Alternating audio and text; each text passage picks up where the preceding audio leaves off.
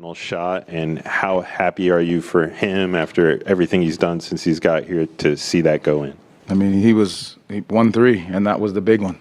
You know, I think that was great of him to have poise, for them to pay attention in that timeout, to understand exactly how to execute. And that's who he is. That's what he's done. He's done it many times in his career, to be able to hit big shots and step into the moment. And I'm just happy for him, for sustaining it, for playing with that level of aggression throughout the game, making the right plays, and then he was rewarded at the end of the game by continuing to do the right thing, you know, for 48. What does it say about Paolo that despite those free throws he missed near the stretch, you got that big steal and had the awareness to call the timeout there? He's a basketball, you know, he has such a high basketball IQ. He understands moments. So that was great. He didn't let that rattle him.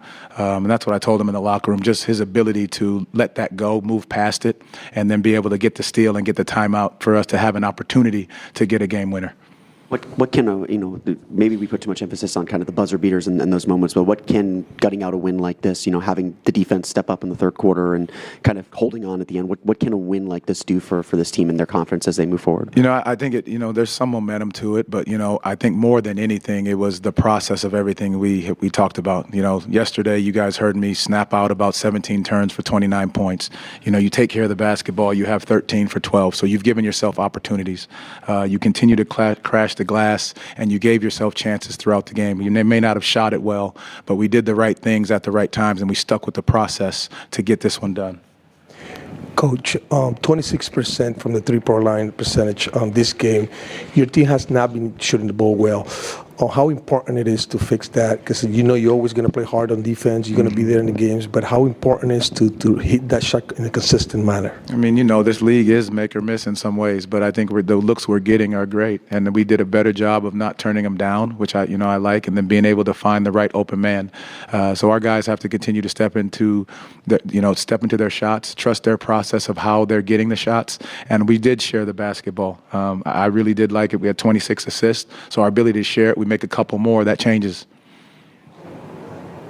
Coach, memorable finishes.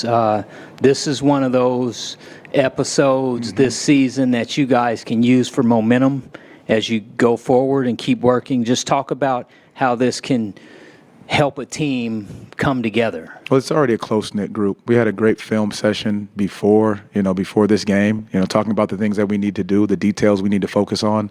But just you see the support, the love, and I'm sure it'll show up on social media everywhere, the celebration for Dez and what these guys feel about him, what he means to this team, who he is as a young man, and just his toughness, his resiliency, his leadership. All those pieces are, they're represented, and you saw the celebration of our guys, not just because of the win, but because of who Desmond Bane is.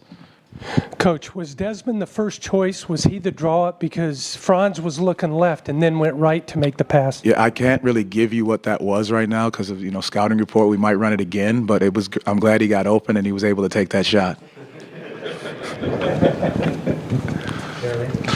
Coach, the flow of the game seemed to slow down a lot for y'all in the third quarter.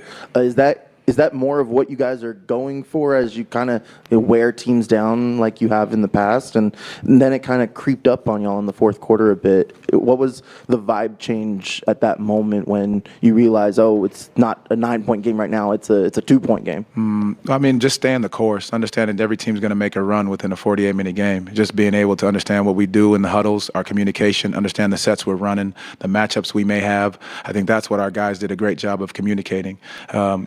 The referees, there were a lot of whistles, so it slowed the game down and there wasn't a lot of flow. But at the same time, we were able to sustain their run for the most part and then be able to come out with the win. Thank you. Thank you. We'll be back with